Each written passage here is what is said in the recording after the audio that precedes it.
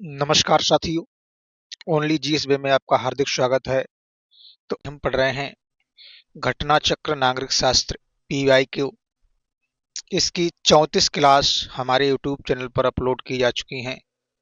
आज ये हमारी 35वीं क्लास है। साथियों, आशा करते हैं कि सभी साथी स्वस्थ होंगे और अपने अध्ययन में लगे होंगे। साथियों, आज का पहला प्रश्न है प्रश्न नंबर 45।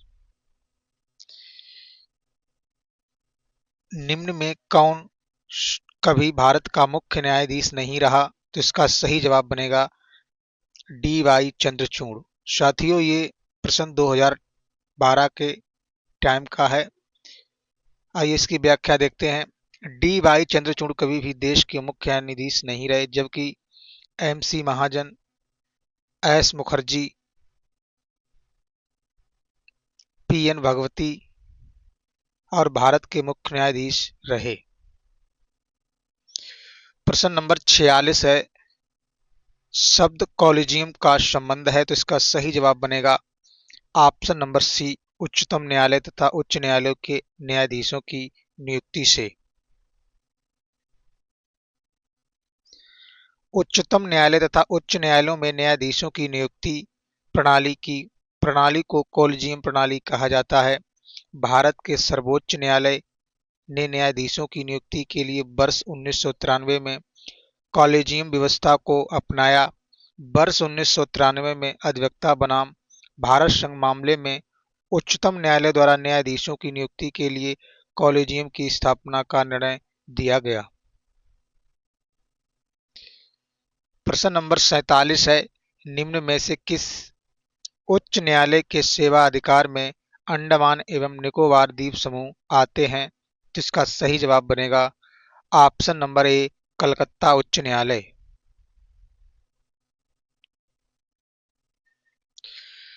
कलकत्ता उच्च न्यायालय भारत का सबसे प्राचीन उच्च न्यायालय है। इसकी स्थापना 1 जुलाई 1862 में हुई थी। कलकत्ता उच्च न्यायालय की मुख्य बेंच पश्चिम बंगाल की राजधानी कोलकाता में है। कलकत्ता उच्च न्यायालय अधिनियम 1953 के अनुसार कलकत्ता उच्च न्यायालय के अधिक्षेत्र को प्रसारित कर अंडमान निकोबार द्वीप समूह को शामिल किया गया है। कलकत्ता उच्च न्यायालय ने अपने सर्किट बेंच अंडमान निकोबार द्वीप समूह की राजधानी पोर्ट ब्लेयर में स्थापित की है।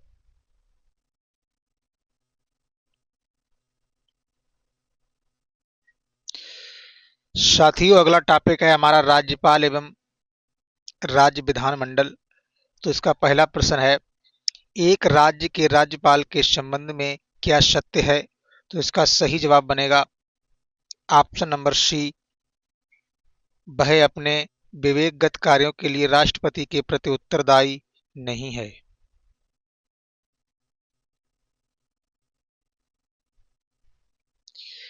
राज्यपाल की विवेकाधीन शक्तियों के विषय में संविधान में ऐसा कोई स्पष्ट प्रावधान नहीं है कि जो विवेकगत कार्यों के लिए राज्यपाल को राष्ट्रपति के प्रति उत्तरदायी ठहराता हो।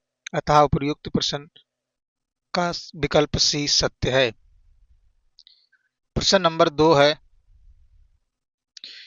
किस प्रांत के राज्यपाल को? तो इसका सही जवाब बनेगा कुछ निश्चित मामलों में विवेकाधिकार विशेषाधिकार हैं।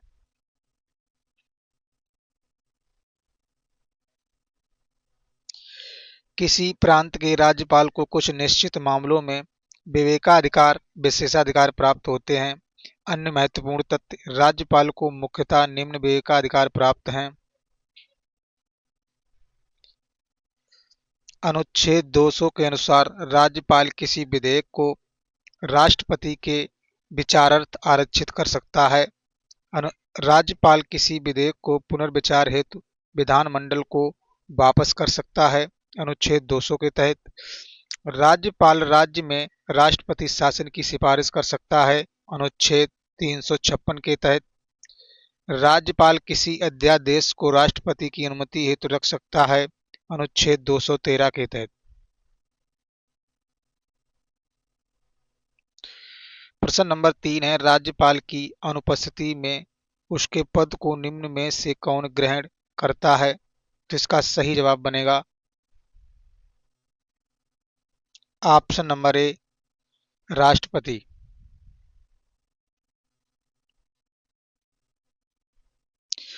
अनुच्छेद 160 कुछ आकस्मिकताओं में राज्यपाल के कृत्यों का निर्वहन संबंधी प्रावधान करता है, जिसके अनुसार राष्ट्रपति ऐसी किसी आकस्मिकता में जो इस असाध्य में उपबंधित नहीं है, राज्य के राज्यपाल के कृत्यों के निर्वहन के लिए ऐसा उपबंध कर सकेगा जो वह ठीक समझता है।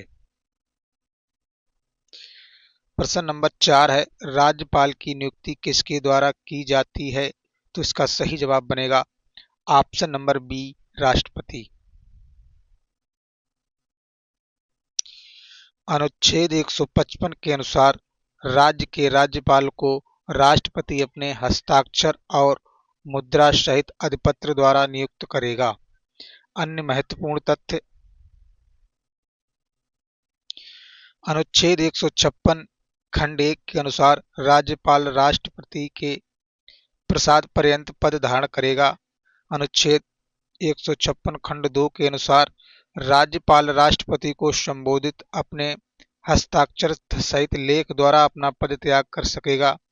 अनुच्छेद 156 खंड 3 के अनुसार राज्यपाल अपने पद ग्रहण की तारीख से 5 वर्ष की अवधि तक पद धारण कर सकेगा।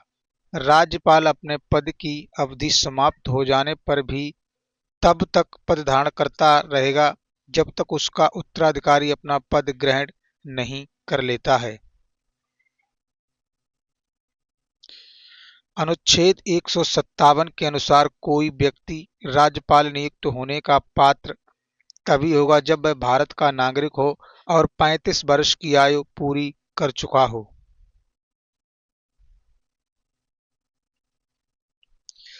प्रश्न नंबर 5 है, भारत में किसी राज्य के राज्यपाल को ऑप्शन नंबर डी नियुक्त होते हैं।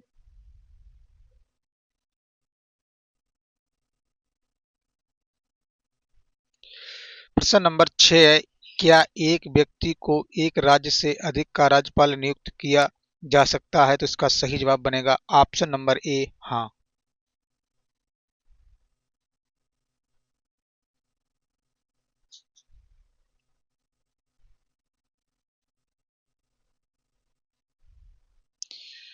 केंद्र की तरह राज्यों में भी प्रशासन का स्वरूप संसदात्मक है। कार्यपालिका का प्रधान एवं संवैधानिक प्रधान होता है, जिसे मंत्रिपरिषद की सलाह पर कार्य करना होता है। भारतीय संविधान के अनुच्छेद 153 के तहत 53 के अंतर्गत राज्यपाल के पद का उपबंध किया गया है, जिसके अनुसार प्रत्येक राज्य में एक राज्यपाल होगा। 2 या 2 से अधिक राज्यों के लिए एक ही राज्यपाल हो सकता है। अन्य महत्वपूर्ण तथ्य, राज्य की कार्यपालिका शक्ति राज्यपाल में निहित होगी। राज्यपाल अपनी कार्यपालिकीय शक्तियों का उपयोग या तो स्वयं या अपने अधीनस्थ अधिकारियों के माध्यम से कराता है। अधीनस्थ अधिकारियों पदावली के अंतर्गत मंत्रीगण भी आते हैं। राज्यपाल की नियुक्ति राष्ट्रपति द्वारा की जाती है। अनुच्छेद 156 के अनुसार राज्यपाल राष्ट्रपति के प्रसाद पर्यंत अपना पद धारण करता है। सामान्य रूप से राज्यपाल का कार्यकाल 5 वर्ष होता है। प्रश्न नंबर 7 है, भारतीय संविधान के किस अनुच्छेद के अधीन राज्यपाल राष्ट्रपति के विचारार्थ किसी विधेयक को आरक्षित रख सकता है? जिसका सही जवाब बनेगा ऑप्शन नंबर बी अनुच्छेद 200।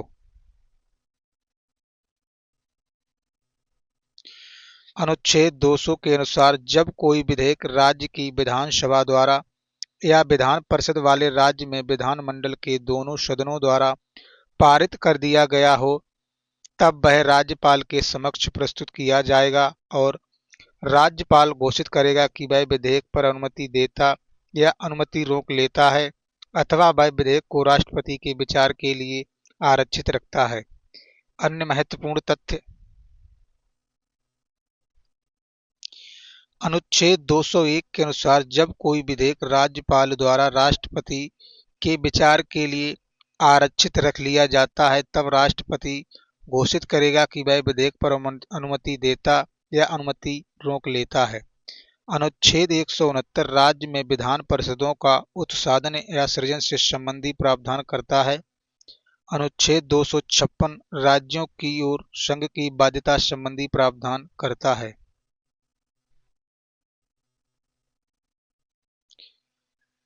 प्रश्न नंबर 8 है, यदि किसी राज्य के राज्यपाल की मृत्यु हो जाए तो राज्यपाल कौन बनेगा? तो इसका सही जवाब बनेगा ऑप्शन नंबर ए, राष्ट्रपति जिसे मनोनीत करे।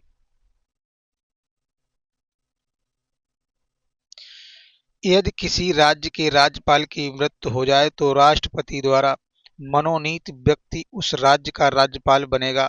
संविधान का अनुच्छेद 160 कुछ आकस्मिकताओं में राज्यपाल के कृत्यों का निर्वहन संबंधी उपबंध करता है, जिसके अनुसार राष्ट्रपति किसी आकस्मिकता में स्थिति में राज्य के राज्यपाल के कृत्यों के निर्वहन के लिए ऐसा उपबंध कर सकेगा जो वह ठीक समझता है। प्रश्न नंबर 9 है, राज्य कार्यपालिका के संवैधानिक अध्यक्ष होते हैं। तो इसका सही जवाब बनेगा ऑप्शन नंबर सी, गवर्नर। संविधान के प्रावधानों के अनुसार राज्य की समस्त कार्यकारी शक्तियां राज्यपाल में निहित हैं, किंतु व्यवहार में इन शक्तियों का प्रयोग मंत्रिपरिषद करती है। संविधान के अनुच्छेद 154 और 163 के प्रावधानों का सम्मिलित निष्कर्ष यह है कि गवर्नर राज्य की कार्यपालिका का संवैधानिक अध्यक्ष होता है। प्रश्न नंबर 10 है, निम्न में से किसकी नियुक्ति राज्य के राज्यपाल द्वारा नहीं की जाती है? तो इसका सही जवाब बनेगा ऑप्शन नंबर डी, उच्च न्यायालय के न्यायाधीश। उच्च न्यायालय के न्यायाधीश की नियुक्ति राज्य के राज्यपाल के द्वारा नहीं की जाती है। संविधान के अनुच्छेद 217 के अनुसार राष्ट्रपति भारत के मुख्य न्यायाधीश उस समय के राज्यपाल और मुख्य न्यायमूर्ति से भिन्न किसी न्यायाधीश की नियुक्ति की दशा में उच्च न्यायालय के मुख्य न्यायाधीशों से परामर्श करने के पश्चात अपने हस्ताक्षर और मुद्रा सहित अधिपत्र द्वारा उच्च न्यायालय के प्रत्येक न्यायाधीश की नियुक्ति करेगा।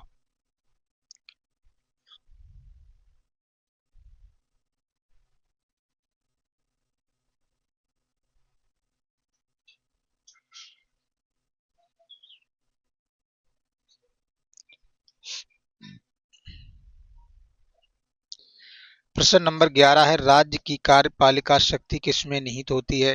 तो इसकी सही जवाब बनेगा इसका सही जवाब बनेगा ऑप्शन नंबर डी, राज्यपाल। संविधान के अनुच्छेद 154 खंड 1 के अनुसार राज्य की कार्यपालिका शक्ति राज्यपाल में निहित होगी, जिसका प्रयोग वह इस संविधान के अनुसार स्वयं या अपने अधीनस्थ अधिकारियों के द्वारा करेगा। अन्य महत्वपूर्ण तथ्य, भारतीय संविधान के भाग 6 के अध्याय 2 में राज्य की कार्यपालिका का उल्लेख है। जम्मू कश्मीर एकमात्र राज्य जिसका अपना अलग संविधान है। इसके अतिरिक्त संविधान में अनेक राज्यों को विशेष दर्जा प्राप्त है और उनके संबंध में कतिपय विशेष उपबंध हैं, यथा महाराष्ट्र तथा गुजरात राज्य अनुच्छेद 371, नागालैंड 371 का, असम 371 का, मणिपुर 371 का, सिक्किम 371 चा, मिजोरम 371 छा और अरुणाचल प्रदेश 371 जा तथा गोवा 371 झा में सम्मिलित हैं। प्रश्न नंबर 12 है, हमारे देश में किसी राज्य की कार्यपालिका शक्ति का प्रधान होता है? तो इसका सही जवाब बनेगा ऑप्शन नंबर सी, राज्यपाल के तहत।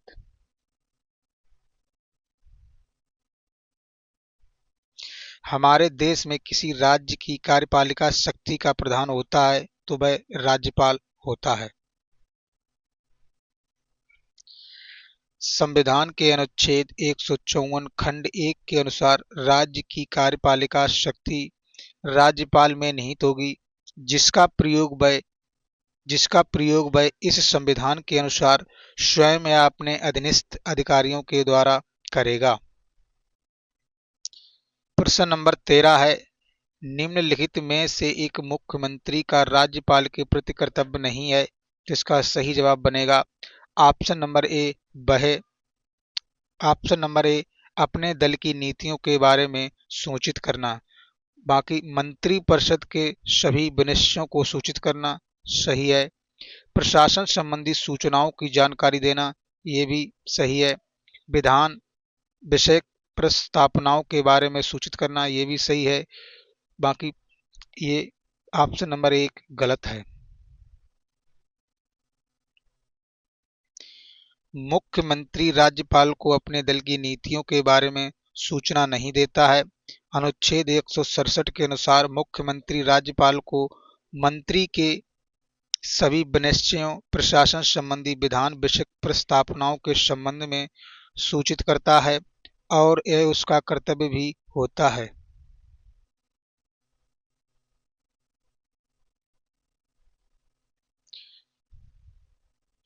प्रश्न नंबर 14 है, उत्तर प्रदेश में विधानसभाओं में कुल सदस्यों की संख्या है, तो इसका सही जवाब बनेगा option number B 403।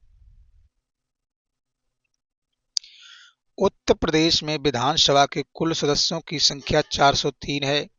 Anglo Indian समुदाय का प्रतिनिधित्व करने वाले एक मनोनीत सदस्य राज्यपाल द्वारा को मिलाकर यह संख्या 404 हो जाती है। अन्य महत्वपूर्ण तथ्य,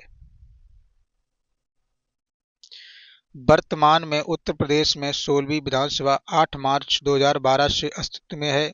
वर्तमान में समाजवादी पार्टी के माता प्रसाद पांडे 13 अप्रैल 2012 से इसके सभापति हैं। प्रश्न नंबर 15 है, उत्तर प्रदेश विधानसभा की निर्वाचित सदस्य संख्या कितनी है? इसका सही जवाब बनेगा ऑप्शन नंबर सी 403। प्रश्न नंबर 16 है, उत्तर प्रदेश की संविधान सभा में सदस्यों की कुल संख्या कितनी है? तो इसका सही जवाब बनेगा ऑप्शन नंबर डी 403। प्रश्न नंबर 17 है, संघ राज्य क्षेत्रों जिसकी अपनी कोई विधायिका नहीं होती के लिए विधि का निर्माण किया जाता है इनके द्वारा, जिसका सही जवाब बनेगा ऑप्शन नंबर डी संसद के द्वारा।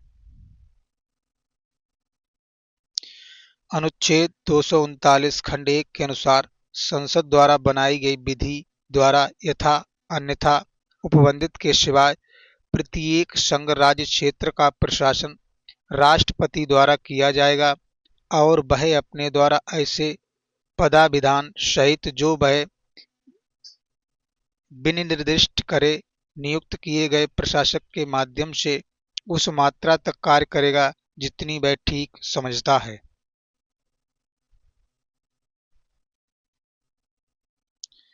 अन्य महत्वपूर्ण तथ्य, अनुच्छेद 239 खाट 2 के अनुसार राष्ट्रपति किसी राज्य के राज्यपाल को किसी निकटवर्ती संघ राज्य क्षेत्र का प्रशासक नियुक्त कर सकेगा। जब कोई राज्यपाल इस प्रकार की नियुक्ति किया जाता है तो ऐसे प्रशासक के रूप में वह अपने कृत्यों का प्रयोग अपनी मंत्रिपरिषद से स्वतंत्र रूप से करेगा। प्रश्न नंबर 18 है, संघ राज्य क्षेत्रों का प्रशासन कौन करता है? तो इसका सही जवाब बनेगा राष्ट्रपति अपने द्वारा नियुक्त प्रशासकों के माध्यम से।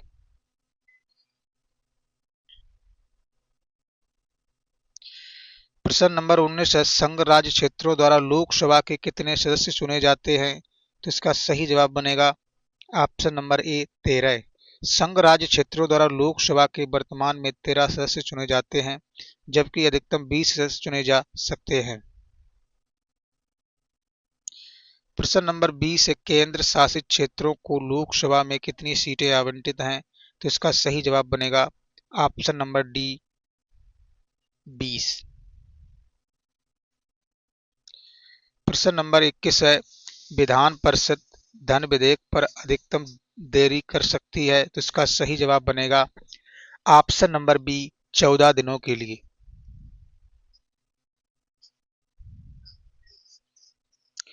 केंद्र में संसद की भांति राज्य के विधानमंडल में धन विधेयक के संबंध में उच्च सदन के अधिकार सीमित हैं। विधान परिषद की अधिकतम 14 दिनों के लिए ही विधानसभा द्वारा पारित किसी विधान विधेयकों को अपने पास रख सकती है।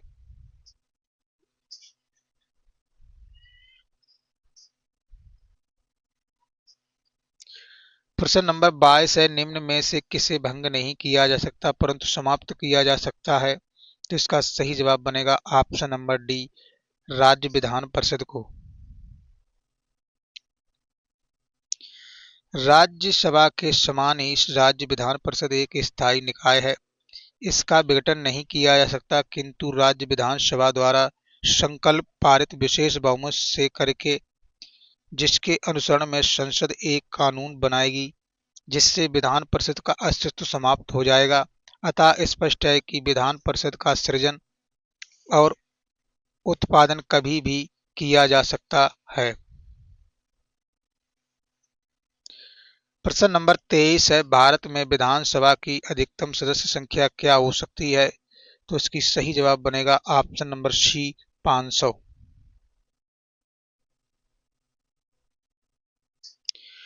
विधानसभा की अधिकतम सदस्य संख्या 500 तथा न्यूनतम 60 हो सकती है। इस संबंध में संविधान का अनुच्छेद 170 कहता है कि प्रत्येक राज्य की विधानसभा प्रादेशिक निर्वाचन क्षेत्र से वयस्क मतदान के आधार पर प्रत्यक्ष रूप से निर्वाचित सदस्यों से मिलकर बनेगी। विधानसभा के सदस्यों की संख्या 500 से अधिक और 60 से कम नहीं होगी। प्रश्न नंबर 24 है, धन विधेयक विधानसभा में किसकी अनुमति से प्रस्तुत किया जाता है? इसका सही जवाब बनेगा ऑप्शन नंबर ए, विधानसभा अध्यक्ष के द्वारा। कोई विधेयक धन विधेयक है या नहीं, इसका अंतिम निर्णय विधानसभा अध्यक्ष ही करता है। विधानसभा अध्यक्ष की पुष्टि के पश्चात धन विधेयक विधानसभा में प्रस्तुत किया जाता है, अनुच्छेद 199 खंड 3 के तहत। प्रश्न नंबर 25 है, निम्न में से राज्य मंत्रिपरिषद का कार्य नहीं है। तो इसका सही जवाब बनेगा ऑप्शन नंबर डी, बहुमत सिद्ध करने हेतु समय सीमा निर्धारण या परामर्श करना। बहुमत सिद्ध करने हेतु समय सीमा का निर्धारण परामर्श राज्यपाल का कार्य है, राज्य मंत्रिपरिषद का नहीं।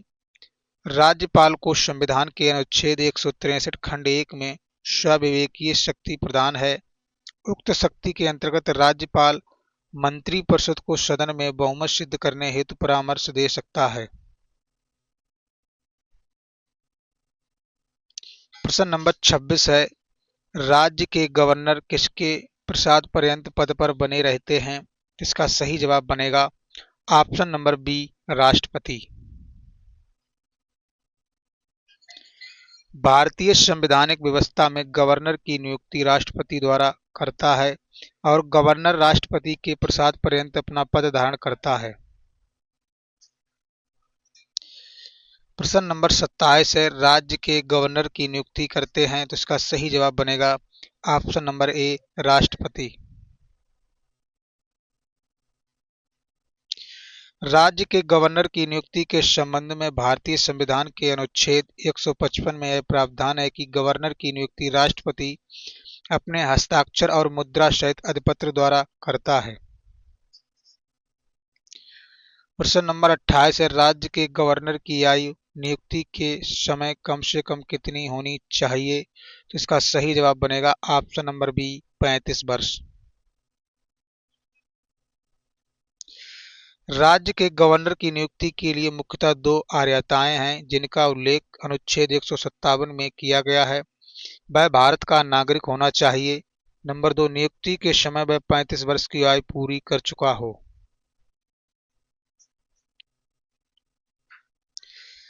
प्रश्न नंबर 29 है, निम्न में से कौन उत्तर प्रदेश का प्रथम राज्यपाल था? जिसका सही जवाब बनेगा option number C, Sarojini Naidu. 15 अगस्त 1947 को भारत की कोकिला सरोजिनी नायडू को उत्तर प्रदेश का प्रथम राज्यपाल नियुक्त किया गया। श्रीमती सरोजिनी नायडू भारत की प्रथम महिला राज्यपाल भी हैं। प्रश्न नंबर 30 है, मुख्यमंत्री की नियुक्ति कौन करता है? तो इसका सही जवाब बनेगा ऑप्शन नंबर डी, गवर्नर या राज्यपाल। राज्य की मंत्रिपरिषद का प्रधान मुख्यमंत्री होता है। मुख्यमंत्री की नियुक्ति गवर्नर करता है और अन्य मंत्री मुख्यमंत्री की सलाह पर गवर्नर द्वारा नियुक्त किए जाते हैं। प्रश्न नंबर 31, राज्य विधानसभा का नेता कौन होता है? तो इसका सही जवाब बनेगा ऑप्शन नंबर बी, मुख्यमंत्री।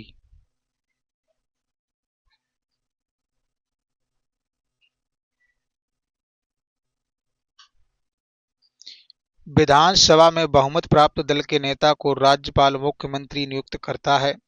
मुख्यमंत्री न केवल अपनी राजनीतिक पार्टी का विधानसभा में प्रतिनिधित्व करता है, अपितु वह संपूर्ण सदन का प्रतिनिधित्व करता है, इसलिए उसे विधानसभा का नेता कहा जाता है। प्रश्न नंबर 32, राज्य विधान परिषद का गठन होता है। तो इसका सही जवाब बनेगा ऑप्शन नंबर बी, निर्वाचक मंडल द्वारा। राज्य विधान परिषद का गठन निर्वाचक मंडल द्वारा होता है, जिसमें निम्न शामिल होते हैं: राज्य की नगरपालिका, जिला बोर्डों और अन्य ऐसे स्थानीय प्राधिकारियों जो संसद विधि द्वारा विनिर्दिष्ट करे।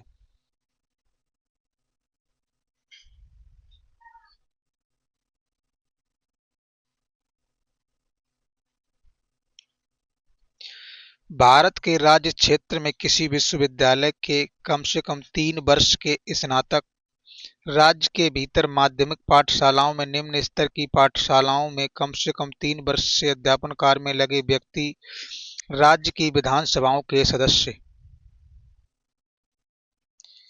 प्रश्न नंबर 33 है, निम्न में से किस राज्य में विधान परिषद नहीं है? तो इसका सही जवाब बनेगा option number A, Rajasthan. Rajasthan में एक सदनीय विधानमंडल है। उत्तर प्रदेश, महाराष्ट्र, बिहार में विधानसभा और विधान परिषद दोनों का अस्तित्व है। प्रश्न नंबर 34 है, राज्य विधानसभा द्वारा पारित धन विधेयक कितनी अवधि में विधान परिषद द्वारा पारित हो जाना चाहिए? तो इसका सही जवाब बनेगा ऑप्शन नंबर बी, 14 दिन। भारतीय संविधान के अनुच्छेद 158 में राज्य विधानमंडल में धन विधेयक के संबंध में विशेष प्रक्रिया का वर्णन है। धन विधेयक राज्य विधानसभा द्वारा पारित किए जाने के पश्चात विधान परिषद को उसकी सिफारिशों के लिए पारित किया जाएगा और विधान परिषद विधेयक की प्राप्ति की तारीख से 14 दिन की अवधि के भीतर विधेयक को अपनी सिफारिशों सहित विधानसभा को लौटा देगी। अंततः सिफारिशों को स्वीकार या अस्वीकार करना विधानसभा पर निर्भर है। प्रश्न नंबर 35 है, किसी राज्य का राज्यपाल ऑप्शन नंबर डी, नियुक्त होता है। किसी राज्य का राज्यपाल राष्ट्रपति द्वारा नियुक्त होता है और राष्ट्रपति के प्रसाद पर्यंत पद धारण करता है। किसी राज्य के राज्यपाल के पद में नियुक्ति होने के लिए आवश्यक है वह भारत का नागरिक हो, 35 वर्ष की आयु पूरी कर चुका हो, कोई लाभ का पद धारण ना करता हो, संघ या राज्य विधानमंडल का सदस्य ना हो। प्रश्न नंबर 36 है, निम्नलिखित राज्यों में से किसमें विधान परिषद नहीं है? तो इसका सही जवाब बनेगा option number B, Uttarakhand. Bharat के कुछ राज्यों में विधानमंडलों में 2 सदनों में मिलकर बना है। विधानसभा और विधान परिषद बिहार, कर्नाटक, जम्मू कश्मीर, उत्तर प्रदेश, महाराष्ट्र, आंध्र प्रदेश, तेलंगाना में 2 सदनीय विधानमंडल है, जबकि उत्तराखंड में एक ही सदन अर्थात विधानसभा है। प्रश्न नंबर 37 है, निम्न में से किस राज्य में एक सदनीय व्यवस्थापिका है? तो इसका सही जवाब बनेगा option number B, Orissa.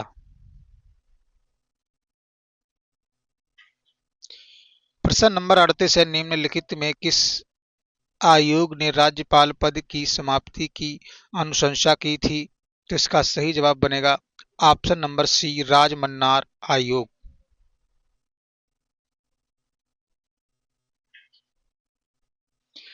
Tamil Nadu के तिरुवनंतपुरम कड़गम डीएमके सरकार ने 1969 में राज्य संबंधों की समीक्षा के लिए राजमन्नार आयोग का गठन किया।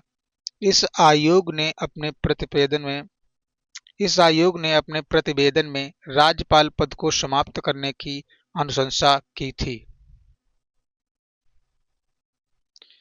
प्रश्न नंबर 39 है, निम्नलिखित में से किस आयोग ने राज्यपाल पद का समाप्त करने की संस्तुति की थी? तो इसका सही जवाब बनेगा ऑप्शन नंबर डी, राजमन्नार आयोग।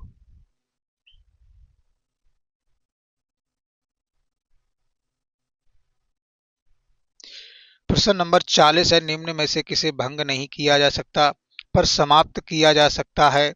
इसका सही जवाब बनेगा ऑप्शन नंबर डी, राज्य विधान परिषद। विधान परिषद एक स्थायी सदन है। इसके प्रत्येक सदस्य का कार्यकाल 6 वर्ष होता है, किंतु प्रति दूसरे वर्ष एक तिहाई सदस्य अवकाश ग्रहण करते हैं। यदि किसी राज्य की विधानसभा अपने कुल सदस्यों के 2/3 बहुमत से प्रस्ताव पारित करे तो संसद उस राज्य में विधान परिषद स्थापित कर सकती है या उसका लोप समाप्त कर सकती है।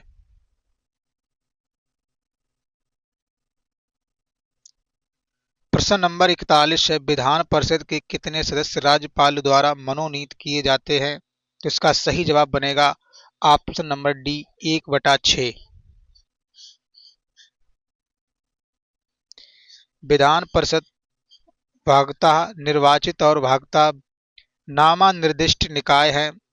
परिषद की कुल सदस्य संख्या 5/6 सदस्य अप्रत्यक्ष रूप से निर्वाचित होंगे और 1/6 सदस्य राज्यपाल द्वारा मनोनीत किए जाएंगे।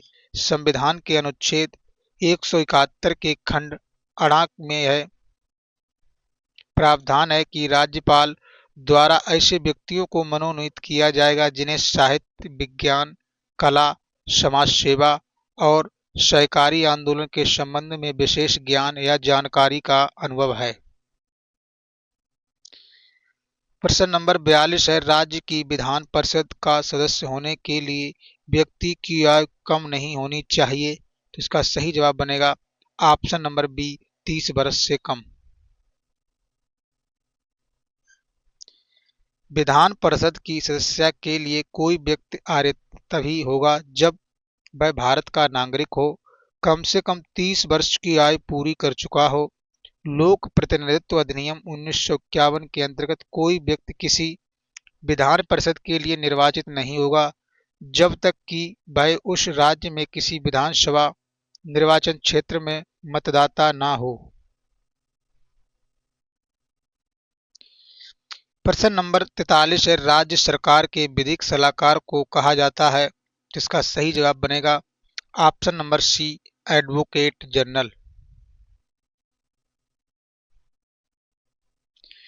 राज्य सरकार के विधिक सलाहकार को महाधिवक्ता एडवोकेट जनरल कहा जाता है। भारतीय संविधान के अनुच्छेद 162 के तहत महाधिवक्ता का यह कर्तव्य होगा कि वह उस राज्य की सरकार को विधि संबंधी ऐसे विषयों पर सलाह दे और विधि स्वरूप के ऐसे अन्य कर्तव्यों का पालन करे जो राज्यपाल उसको समय समय पर निर्देशित करे या सौंपे, तथा उन कृत्यों का पालन करे जो संविधान द्वारा उसे प्रदान किए गए हों। अन्य महत्वपूर्ण तथ्य, भारतीय संविधान के अनुच्छेद 165 खंड 1 के तहत प्रत्येक राज्य के राज्यपाल उच्च न्यायालय का न्यायाधीश बनने की योग्यता रखने वाले व्यक्तियों को राज्य का महाधिवक्ता नियुक्त करते हैं। संविधान के अनुच्छेद 165 खंड 3 के तहत महाधिवक्ता राज्यपाल के प्रसाद पर्यंत पद धारण करता है तथा ऐसा पारिश्रमिक प्राप्त करता है जो राज्यपाल अवधारित करते हैं। प्रश्न नंबर 44 है, राज्य सरकार को विधिक मामलों में कौन परामर्श देता है? तो इसका सही जवाब बनेगा option number B, advocate general. प्रश्न नंबर 45 है, राज्य विधानसभा का चुनाव करता है? तो इसका सही जवाब बनेगा ऑप्शन नंबर बी, मुख्य चुनाव अधिकारी। विधानसभा जनता के प्रतिनिधियों का सदन है। इसकी न्यूनतम सदस्य संख्या 60 तथा अधिकतम सदस्य संख्या 500 है। राज्यों से चुनाव क्षेत्रों के वयस्क मताधिकार के आधार पर सीधे मतदान द्वारा संविधान सभा के सदस्यों का चुनाव होता है। राज्य विधानसभा का चुनाव मुख्य चुनाव अधिकारी चुनाव आयोग कराता है।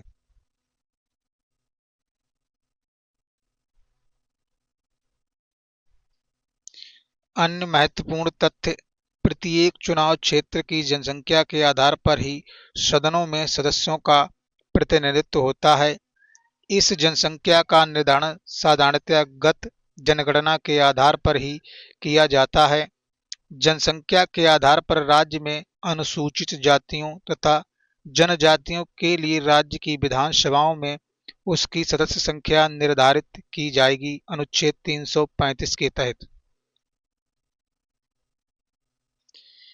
राज्यपाल यदि यह समझता है कि एंग्लो इंडियन जाति को पर्याप्त प्रतिनिधित्व नहीं मिला तो वह विधानसभा में उक्त समुदाय के एक सदस्य को नामजद कर सकता है अनुच्छेद 333 के तहत। प्रश्न नंबर 46 है, राज्यपाल द्वारा जारी अध्यादेश अधिकतम किस अवधि के लिए वैध होता है? तो इसका सही जवाब बनेगा आइए इसकी पहले व्याख्या देखते हैं। अनुच्छेद 213 के अंतर्गत राज्यपाल को राष्ट्रपति की भांति अध्यादेश जारी करने की शक्ति प्राप्त है। इस अनुच्छेद के अनुसार जब राज्य का विधानमंडल द्विसदनीय होने पर दोनों सदनों सत्र में नहीं हैं और राज्यपाल को इस बात का समाधान हो जाता है कि ऐसी परिस्थितियां विद्यमान है जिसमें तुरंत कार्रवाई करना आवश्यक है, तो वह अध्यादेश जारी कर सकता है। राज्यपाल द्वारा जारी अध्यादेश विधानमंडल के पुनः सम्मेलित होने की तारीख से 6 सप्ताह के बाद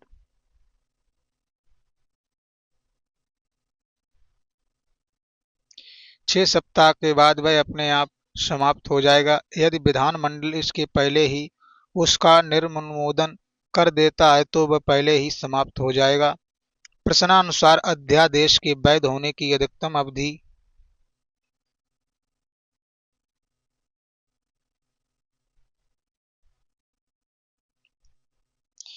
चूंकि विधानमंडल के दोनों सत्रों के बीच का अधिकतम समय 6 माह का होता है, यदि राज्यपाल द्वारा सत्रावसान के तुरंत बाद ही अध्यादेश जारी कर दिया जाता है तो अध्यादेश विधानमंडल के पुनः सम्मेलित होने अर्थात 6 माह तक वैध होगा।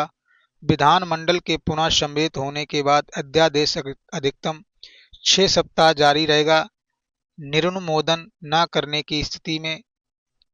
इस प्रकार वैध अधिकतम अवधि 6 माह प्लस 6 सप्ताह लगभग 1.5 माह बराबर 7.5 माह होगा।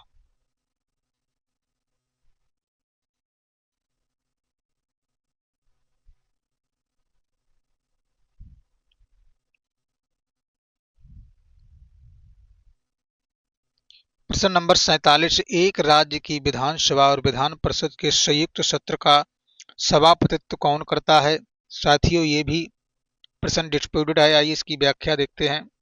भारतीय संविधान के अनुच्छेद 197 के अनुसार राज्यों में विधायी प्रक्रिया में विधानसभा व विधान परिषद के संयुक्त सत्र का प्रावधान नहीं है।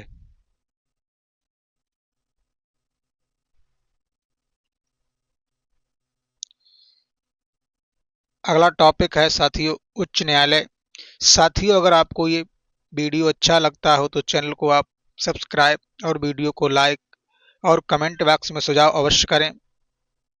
उच्च न्यायालय प्रश्न नंबर 1 है, एक राज्य के उच्च न्यायालय के न्यायाधीशों की नियुक्ति कौन करेगा? तो इसका सही जवाब बनेगा ऑप्शन नंबर सी, राष्ट्रपति।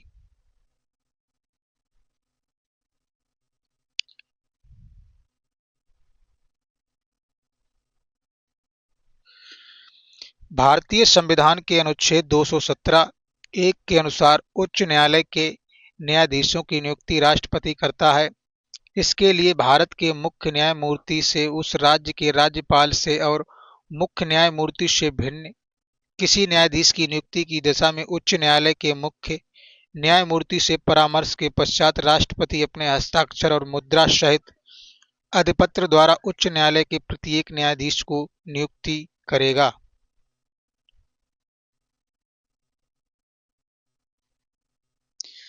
भारत में उच्च न्यायालयों में न्यायाधीशों की नियुक्ति कौन करता है? तो इसका सही जवाब बनेगा ऑप्शन नंबर सी, भारत का राष्ट्रपति। प्रश्न नंबर 3 है, उच्च न्यायालय के न्यायाधीशों के वेतन, पेंशन, सेवा शर्तें आदि के निर्णय का अधिकार किस पर है? तो इसका सही जवाब बनेगा ऑप्शन नंबर बी, संसद। उच्च न्यायालय के न्यायाधीशों के वेतन, पेंशन, भत्ते एवं सेवा शर्तों आदि के विषय में निर्णय का अधिकार संसद के पास है।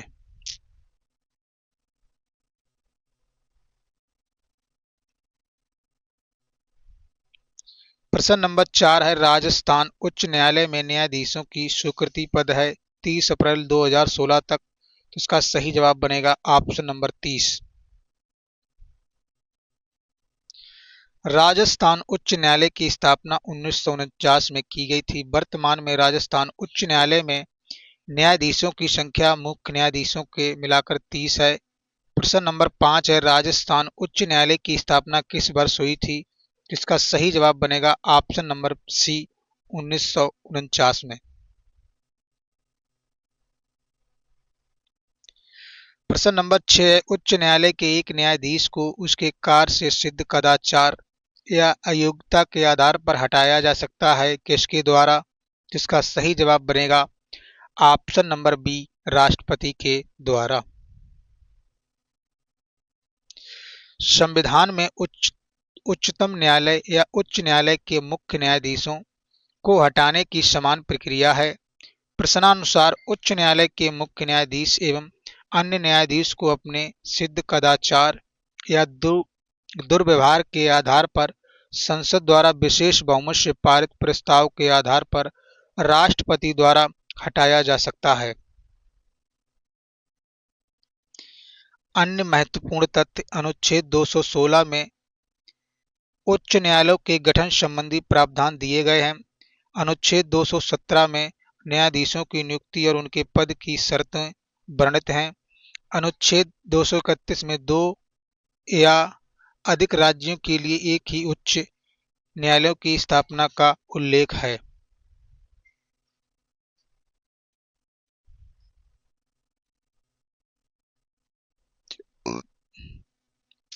प्रश्न नंबर 7 है, राज्य में जिला न्यायाधीशों को निम्न में से कौन नियुक्त करता है? जिसका सही जवाब बनेगा ऑप्शन नंबर ए, राज्य का राज्यपाल।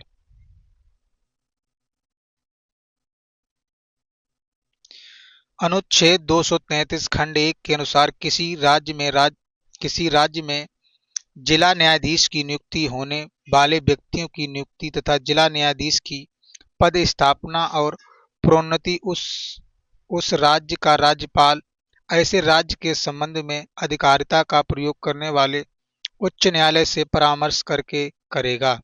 अन्य महत्वपूर्ण तथ्य,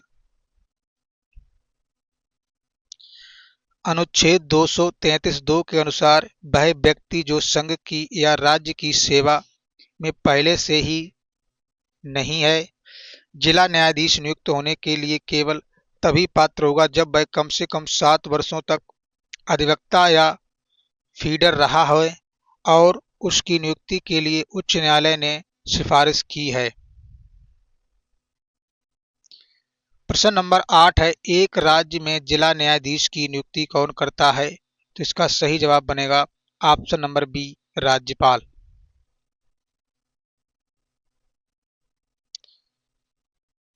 आइए साथियों, अब अगला टॉपिक है हमारा केंद्र राज्य संबंध। इसका प्रश्न नंबर 1 है, सरकारीय आयोग किनके बीच के संबंधों को पुनरावलोकन करने हेतु बनाया गया था? जिसका सही जवाब बनेगा ऑप्शन नंबर डी, केंद्र और राज्य के बीच। सरकारीय आयोग का गठन भारत सरकार ने जून 1983 में किया था। इसके अध्यक्ष सर्वोच्च न्यायालय के सेवानिवृत्त न्यायाधीश न्यायमूर्ति राजिंदर सिंह सरकारिया थे। इस आयोग का कार्य भारत के केंद्र राज्य संबंधों से संबंधित शक्ति संतुलन पर अपनी संतुति देना था। अन्य महत्वपूर्ण तथ्य, न्यायमूर्ति सरकारिया ने केंद्र राज्य संबंधों और राज्य में संवैधानिक मशीनरी ठप हो जाने की स्थिति की व्यापक समीक्षा की। इन्होंने अपनी रिपोर्ट वर्ष 1988 में प्रस्तुत की। इन्होंने अपनी रिपोर्ट में कहा कि राज्यपालों के पक्षपातपूर्ण आचरण पर अंकुश लगाने हेतु कदम उठाए जाने चाहिए तथा राज्यपालों की नियुक्ति में मुख्यमंत्रियों से सलाह ली जानी चाहिए।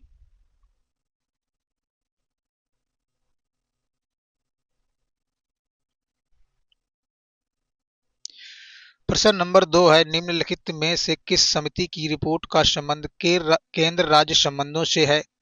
तो इसका सही जवाब बनेगा ऑप्शन नंबर डी, सरकारिया आयोग की रिपोर्ट से। प्रश्न नंबर 3 है, किस आयोग ने केंद्र राज्य संबंधों का अध्ययन किया था? जिसका सही जवाब बनेगा ऑप्शन नंबर सी, सरकारिया आयोग ने। सरकारिया आयोग का संबंध किसके बीच संबंधों से है? तो इसका सही जवाब बनेगा केंद्र एवं राज्य के संबंधों के बीच के। सरकारिया आयोग का गठन भारत सरकार ने जून 1983 में किया था। इसके अध्यक्ष सर्वोच्च न्यायालय के सेवानिवृत्त न्यायाधीश न्यायमूर्ति राजिंदर सिंह सरकारिया थे। इस आयोग का कार्य केंद्र राज्य संबंधों से संबंधित शक्ति संतुलन पर अपनी संतुति देना था। इस आयोग ने अपनी रिपोर्ट वर्ष 1988 में प्रस्तुत की।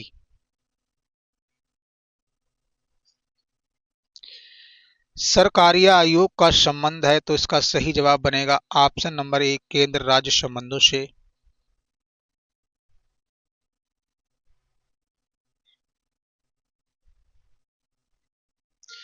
प्रश्न नंबर 6, सरकारिया आयोग संबंधित था तो इसका सही जवाब बनेगा ऑप्शन नंबर डी, केंद्र राज्य संबंधों से। प्रश्न नंबर 7 है, केंद्र राज्य संबंधों की समीक्षा हेतु किस आयोग की नियुक्ति की गई थी? इसका सही जवाब बनेगा ऑप्शन नंबर बी, सरकारिया आयोग।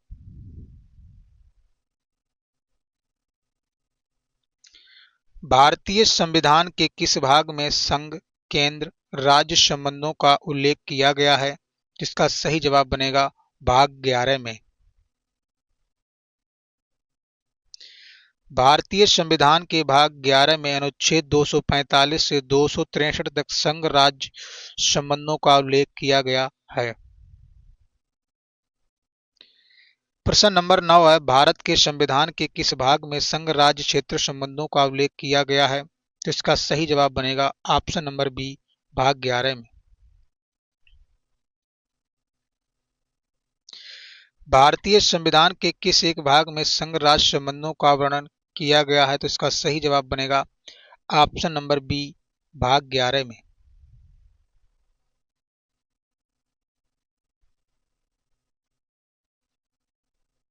साथियों, अगला टॉपिक है हमारा वित्त आयोग एवं बजट। इसका पहला प्रश्न है, बजट स्वीकृति के लिए कौन जिम्मेदार है? तो इसका सही जवाब बनेगा ऑप्शन नंबर ए, संसद। भारत सरकार के बजट की स्वीकृति संसद द्वारा की जाती है। प्रश्न नंबर 2 है बजट यह तैयार करने हैं, तो इसका सही जवाब बनेगा वित्त मंत्री। भारत सरकार में बजट तैयार करने की जिम्मेदारी वित्त मंत्रालय की होती है तथा वित्त मंत्री बजट तैयार करने में मुख्य भूमिका का निर्वहन करते हैं। प्रश्न नंबर 3 है भारत में केंद्र का बजट कौन तैयार करता है, तो इसका सही जवाब बनेगा ऑप्शन नंबर सी वित्त मंत्रालय। भारत में केंद्र सरकार के बजट के निर्माण का कार्य मुख्य रूप से वित्त मंत्रालय करता है। इस कार्य में सहायक के रूप में योजना आयोग तथा नियंत्रक महालेखा परीक्षक संलग्न रहते हैं। प्रश्न नंबर 4 है संवैधानिक प्रावधान के अनुसार वित्त आयोग अपना प्रतिवेदन प्रस्तुत करता है, तो इसका सही जवाब बनेगा ऑप्शन नंबर बी राष्ट्रपति को। संविधान का अनुच्छेद 280 प्रत्येक 5 वर्ष के अंतराल पर एक वित्त आयोग के गठन का प्रावधान करता है। इसका मुख्य कार्य संघ और राज्यों के बीच करों के शुद्ध आगमों के आवंटन के बारे में और राज्य के बीच वितरण करने के तरीके के संबंध में राष्ट्रपति को सिफारिश प्रस्तुत करना है।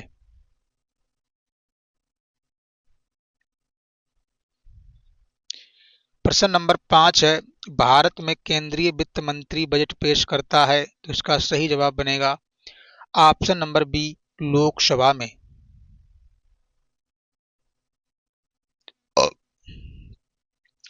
भारतीय संविधान में बजट शब्द का प्रयोग नहीं किया गया है, बल्कि अनुच्छेद 112 के तहत वार्षिकी वित्तीय विवरण शब्द का प्रयोग हुआ है और इसी को लोकप्रिय शब्दों में बजट कहा जाता है। बजट पारित करने के क्रम निम्नलिखित हैं।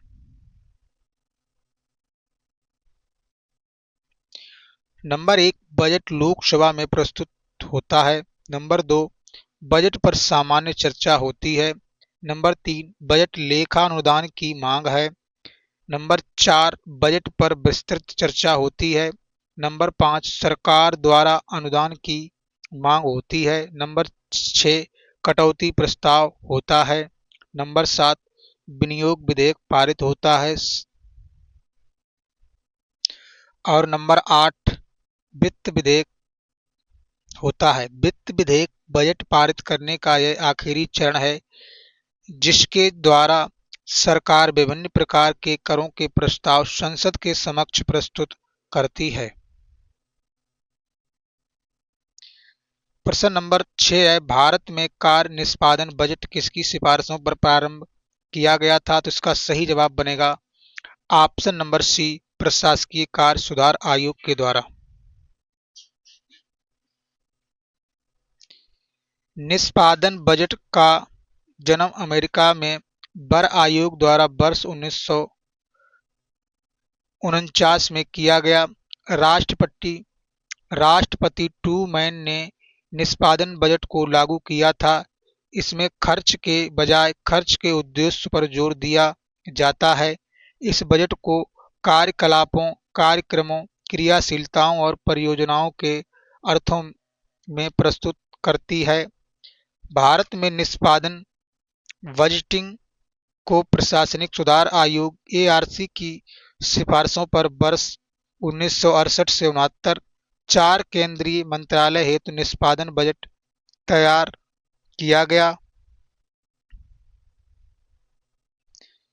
और वर्ष 1975 से 76 में सभी केंद्रीय मंत्रालयों में लागू किया गया।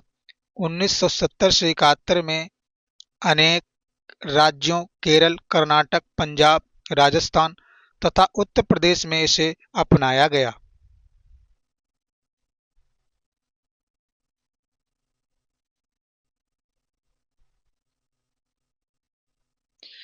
प्रश्न नंबर 7 है भारत में वित्त मंत्री बजट किसकी सलाह से तैयार करता है, इसका सही जवाब बनेगा। आइए प्रश्न विवादित है और इसकी व्याख्या देखते हैं।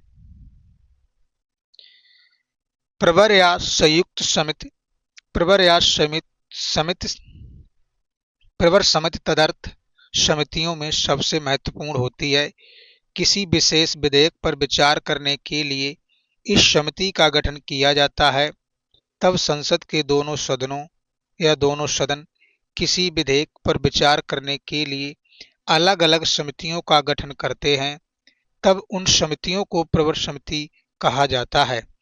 किंतु जब संसद के दोनों सदन किसी विधेयक पर विचार करने के लिए संयुक्त रूप से समिति संगठित करते हैं, तब उस संयुक्त प्रवर समिति कहते हैं।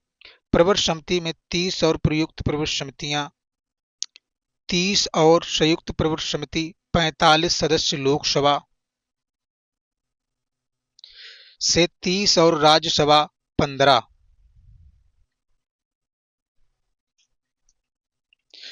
प्राक्कलन समिति संसद की स्थायी समितियों में से सबसे बड़ी समिति है। इसमें सिर्फ लोकसभा के सदस्य होते हैं, जिनकी संख्या 30 होती है। जब सरकार द्वारा अधिक नीतियां बनाकर उसे क्रियान्वित करने के लिए संसद के समक्ष मांग प्रस्तुत किया जाता है, तो सरकार द्वारा प्रस्तावित व्यय पर समीक्षा के लिए इस समिति का गठन किया जाता है। यह सरकारी अपव्यय रोकने की सिफारिश करती है, अतः इसे स्थायी वित्तव्यता समिति भी कहते हैं। यह समिति बजट प्रकरणों की जांच तभी करती है जबकि इसके लिए संसद में मतदान हो चुका हो। प्रश्न नंबर 8 है, किसे कार्यपालिका के हाथों कोरों चेक की संज्ञा दी गई है? तो इसका सही जवाब बनेगा ऑप्शन नंबर बी, प्रत्यय अनुदान को। किसी राष्ट्रीय आपात के कारण सरकार को धन की अप्रत्याशित मांग को पूरा करने के लिए निधियों की आवश्यकता हो सकती है, जिसके विस्तृत अनुमान देना शायद संभव ना हो। ऐसी स्थिति में सदन बिना ब्यौरा दिए प्रत्यानुदान के माध्यम से एक मुश्त धनराशि दे सकता है। इसलिए इसे कार्यपालिका के हाथों कोरे चेक की संज्ञा दी गई है। प्रश्न नंबर 9 है, बजट शब्द बूजट शब्द से बना है। यह शब्द किस भाषा का है? इसका सही जवाब बनेगा ऑप्शन नंबर ए, फ्रेंच।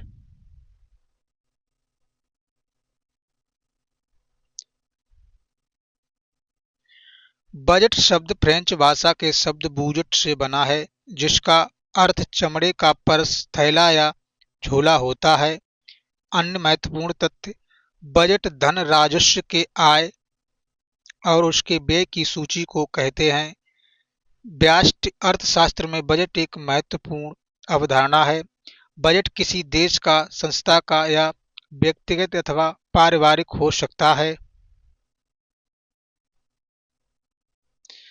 भारतीय संविधान के अनुच्छेद 112 में भारत के केंद्रीय बजट को वार्षिक वित्तीय विवरण के रूप में निर्दिष्ट किया गया है। अनुच्छेद 112 के अनुसार राष्ट्रपति प्रत्येक वित्तीय वर्ष के संबंध में संसद के दोनों सदनों के समक्ष एक वार्षिकीय वित्तीय विवरण रखवाएगा। बजट में भारत सरकार की प्राप्तियों और व्ययों का विवरण होता है। प्रश्न नंबर 10 है, केंद्रीय मंत्री ने किस वर्ष को ग्राम सभा वर्ष घोषित किया था? तो इसका सही जवाब बनेगा ऑप्शन नंबर डी, 1999 में। वर्ष 1999 में तत्काल केंद्रीय वित्त मंत्री यशवंत सिन्हा द्वारा वर्ष 1999 से 2000 को ग्राम सभा वर्ष के रूप में घोषित किया गया था। अन्य महत्वपूर्ण तथ्य, संविधान का अनुच्छेद 243 का उपबंधित करता है कि ग्राम सभा ग्राम स्तर पर ऐसी शक्तियों का प्रयोग करेगी और ऐसे कार्यों को करेगी जो राज्य विधानमंडल विधि बनाकर उपबंध करें। संविधान के 73वें संशोधन द्वारा पंचायती राज संस्थाओं को संवैधानिक मान्यताएं प्रदान की गई हैं।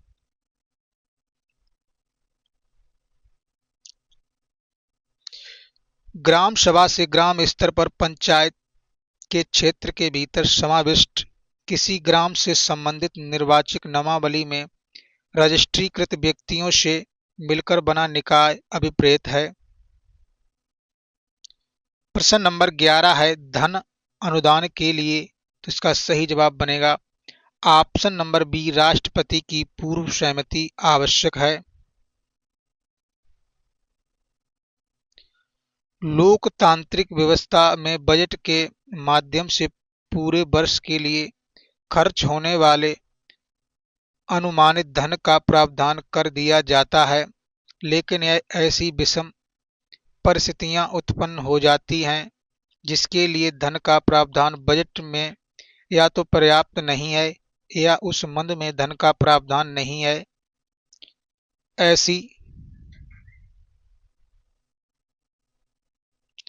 ऐसी स्थिति में राष्ट्रपति उस व्यय की अनुमति राशि दर्शाने वाला अनुदानों की मांग दर्शाने वाला विवरण संसद के दोनों सदनों के समक्ष रखवाता है। ये निम्न प्रकार के होते हैं।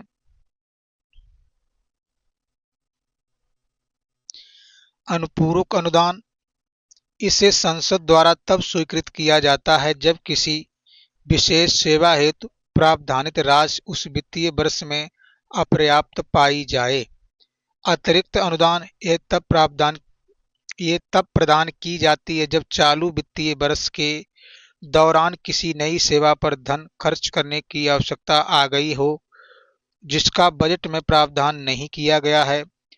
प्रत्यय अनुदान, यह तब प्रदान किया जाता है जब किसी राष्ट्रीय आपात के कारण सरकार को धन की अप्रत्याशित मांग को पूरा करने के लिए निधियों की आवश्यकता हो। अपवादानुदान, यह किसी विशेष प्रयोजन के लिए दिया जाता है जो वित्तीय वर्ष के साधारण खर्च का भाग नहीं होता है। प्रश्न नंबर 12 है भारत में बजट निर्माण में संलग्न रहते हैं, इसका सही जवाब बनेगा ऑप्शन नंबर ए, का, खा एवं गा। वित्त मंत्रालय, योजना आयोग और गा नियंत्रक महालेखा परीक्षक। समस्त लोकयुक्त ये इसमें सम्मिलित नहीं रहते हैं, संलग्न नहीं रहते हैं। भारत में बजट निर्माण में वित्त मंत्रालय, योजना आयोग तथा नियंत्रक महालेखा परीक्षक संलग्न रहते हैं या जुड़े रहते हैं। प्रश्न नंबर 13 है अब तक गठित विभिन्न वित्त आयोगों के अध्यक्ष पद पर निम्नलिखित में से कौन व्यक्ति कभी नहीं रहा, इसका सही जवाब बनेगा option number D, Shri BP मंडल।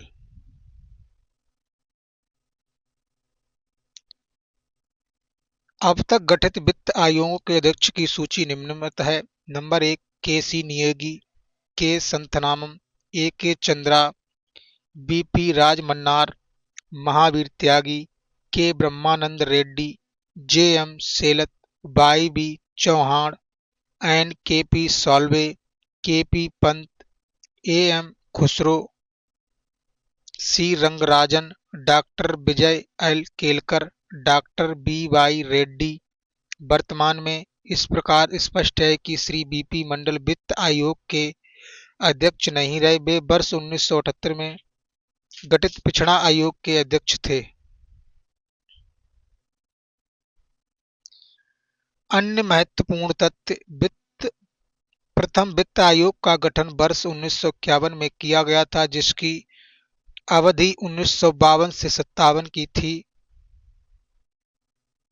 प्रथम वित्त आयोग का गठन वर्ष 1951 में किया गया जिसकी अवधि 1952 से 57 थी। संविधान के अनुच्छेद 280 में वित्त आयोग की व्यवस्था की गई है।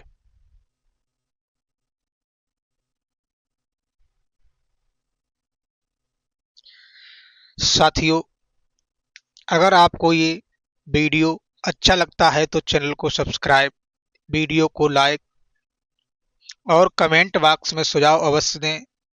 साथियों, आपका लाइक करना ही हमारा मोटिवेशन है, हमारी ताकत है, हमारा उत्साहवर्धन है।